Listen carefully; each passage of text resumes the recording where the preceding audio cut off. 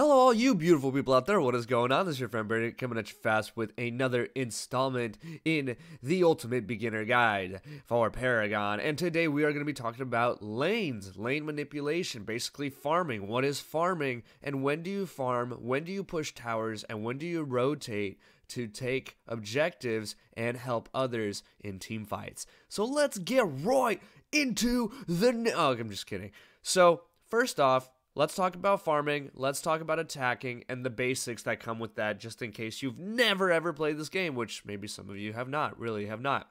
So when you attack, pay close attention to your movement speed, okay? You will move slower after every attack cycle. So when you attack, for 1 second, you will move a little slower, but if your attack speed is... it's faster than 1 second, it's not going to reset on every attack. So there's a certain interval where you can get off 2 or 3 attacks without losing any movement speed. But just know that in general, when you do attack with your basic attack, not your abilities, with your basic attack, you do move slower. Now, this also applies when you are backpedaling. So if you're trying to run away from a situation, just turn 180 and run away, okay? So those are just some basics about fighting. Now, let's talk about farming and laning. This is going to be 13 minutes of completely unedited gameplay right from the very beginning of the game through the laning phase, which lasts about the first 10 minutes. Now, farming is basically acquiring the resources you need to be stronger than your opponent, which means getting more experience and more gold. You get more gold by timing your hits correctly when the enemy's health bar turns red on the minion's health, right here like you're seeing me do. That's called last hitting. Notice how I'm only punching them once. I'm only punching them at the very end when their health is very low. That's because that's the only part that matters. If you waste your time punching the minion, getting the health down, but you still don't get the last hit, aka one of your allied minions kills them instead, you won't get the maximum amount of gold for it. So it's better just to take your time and get those last hits because it's going to be way, way more worth it. Like I said, if you last hit, in the last video, I said that if you last hit, you get 75 gold instead of 45 gold if you miss out on it. You get 105 for last hitting the ones with the blasters, not the swords, and only 75 if you miss out on it. Actually, only 60, I think, if you miss out on it. And then you get 125 for killing the fat ones in the back, and only 75 if you don't get the last hit. And last hitting basically means hit the minions with your basic attack, R2 or left mouse click. Now, you can still get the maximum amount of gold if you kill them with the ability, but you should save your abilities and manas for fighting, because now there's 2 people in my lane. So the way you want to go about in lanes is you want to focus as much as you can on last hitting. You don't want to lose out on farm. That's what it's called. That's the MOBA term for it, losing out on farm. This happens when you're busy fighting the other person.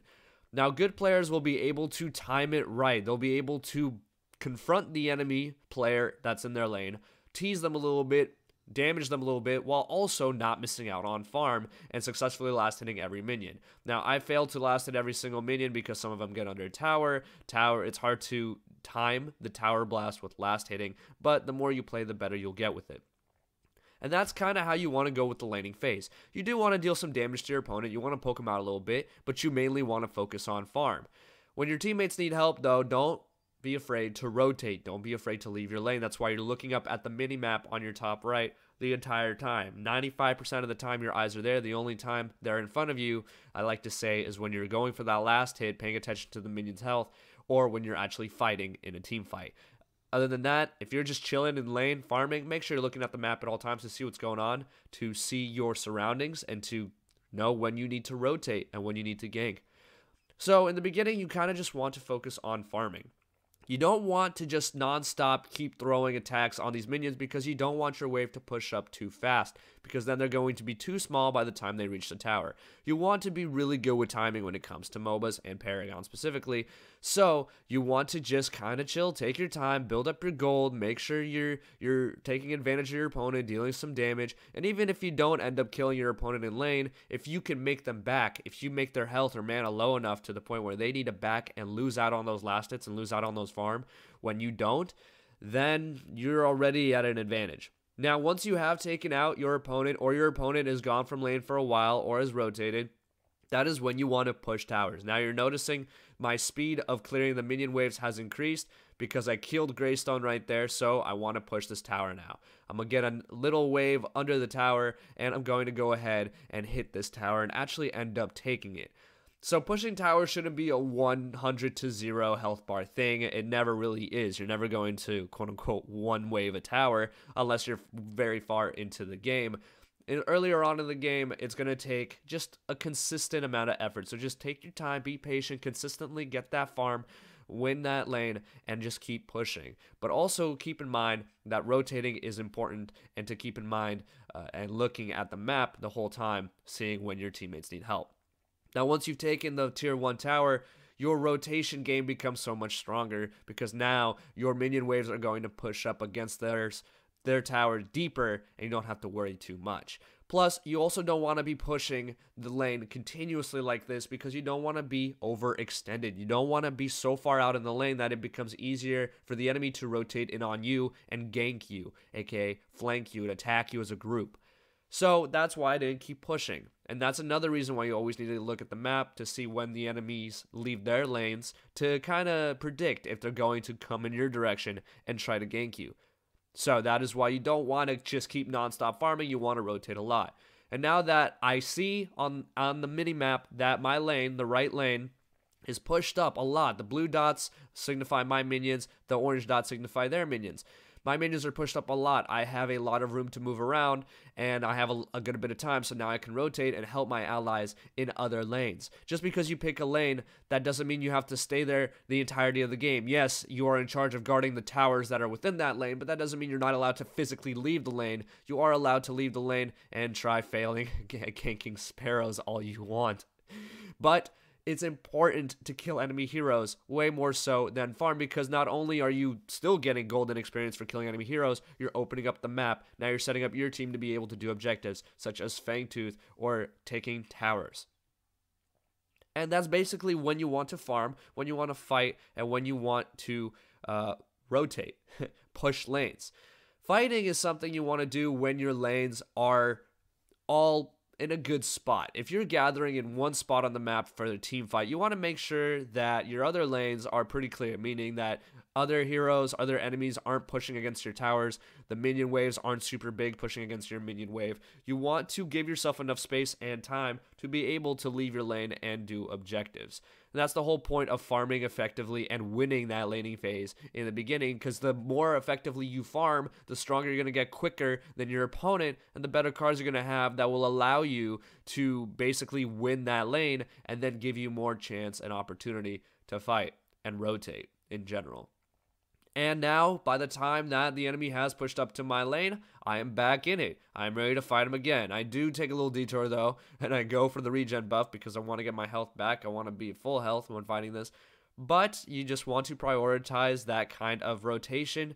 You're always going to go back to your own lane at the end of the day.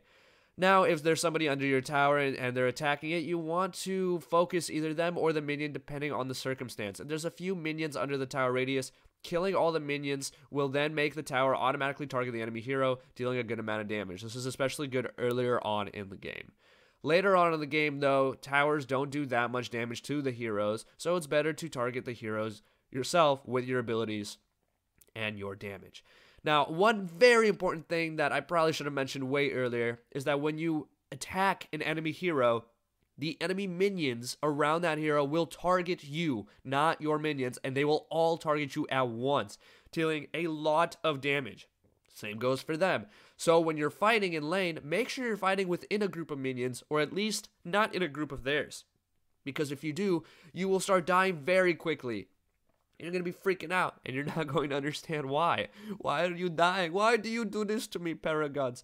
Because the minions are super strong, especially earlier on in the game. They do way more damage, and it's easy to lose track of how much damage they actually do to you. So you kind of have to be careful, all right? Be careful, goddammit. Don't let the minions destroy you like that. And I think that's pretty much it. So let's go over farming real quick. Make sure you get the last hits. Don't really waste your time with killing the minions that much. Make sure you get the last hits. Pushing your lane. You want to push your lane when you feel comfortable to do so. You want to push your lane when you do not overextend and when you have a good amount of vision and idea of where the enemy team is on the map. Again, you need to look at the map a lot in this game. All this information can be derived from that and by using your eyes. Now, you want to push more so when the enemy is not in your lane, when the person you're supposed to be countering in your lane is not there, or when you just killed them, or when they rotated somewhere else. Now, if the enemy rotates to a team fight and the lane is kind of at a stalemate, it's a little bit in the middle, it's not pushing up against your tower, it's not pushing up against theirs, then you want to also rotate with the enemy team, because chances are if they're rotating to something's big is going to happen, or you need to help your teammate in a fight because the person that's rotating is trying to look for a gank or something. So you have to read the situation. If the minions are pushing up against your tower, clear the minion wave first, then rotate. If the minions are mid lane, you can rotate again. If the minions are against their tower and you feel like you can take the tower quickly and it's worth it, then go ahead and just push the minion wave under the tower and try to take it. There are certain heroes that are better at this than others. Wukong is way better at taking a tower than, let's say, Countess, because of just how much damage she can do to the tower as an individual. But Countess is way better at pushing lanes in general because of her wave clear. She's really, really good with that wave clear. Actually, Wukong is also really good at wave clear. Wukong is just great at laning in general. But you guys get the point. So there's certain heroes that are better at taking towers than others. There are certain heroes that are better in team fights than others. And certain heroes should rotate more often than others. Crunch is really good at ganking and really good at helping in team fights, which is why I rotated so much in this gameplay. Whereas if I'm just playing as Wukong, I'm going to keep pushing down lane most of the time because Wukong's an excellent split pusher. And that's also how you want to judge the situation. Now, I showed you gameplay here in solo lane, but all of these tips apply to every single lane. As a mid laner, you will rotate when your wave is pushed up. As a duo lane, you will most likely farm because carries need to focus on farming more so than anything else, but the mid lane will help rotate over to the duo lane. Now, let me talk about common rotation strategies and ways that the certain roles rotate. Solo lane usually rotates only over to mid lane, and Fangtooth when you have ample amount of time. So solo lane and mid lane play off of each other. The jungler usually ganks and helps rotate over to the duo lane, and the duo lane can rotate over to the mid lane when a big team fight is happening. Also, duo lane is very close to Fangtooth. That is the whole point to duo lane. That is why you have the carry and the support in the duo lane. Those are the basic rotations and where the roles go to help each other out. But of course, you can go anywhere you want in the map. As you guys saw earlier in Crunch, I went all the way to duo lane just because of how badly I was destroying Greystone and just how much time I had and how much space I had to move around. MOBAs are about map manipulation. They're about time manipulation and time management and map awareness. Timing is very important in MOBAs, and being able to win the laning phase is super important, which is why I wanted to make an entire video and show you an entire uncut example of how to do so in one video for you newer players. Farming, fighting, pushing, rotations. That's what we covered in this video today. I hope it's been helpful. If you have any questions, please drop them down in the comment section below. Also, I just want to stress this one more time. Don't be afraid to leave your own lane. I know a lot of new players just get into the rhythm of farming and they're nervous and they don't know what to do. The map is really big. But please, please, please do not get stuck in your lane for too long. Farm maybe 2 or 3 waves and rotate or back. And that's good. That's healthy. You're not missing out on that much farm if you're using that time wisely and helping your teammates. Thank you guys so much for watching. Hopefully you enjoyed. If you did, drop a like, comment, subscribe, all that good stuff. Hit the notification bell if you haven't already, and have a wonderful day. And just like Crunch, up and away!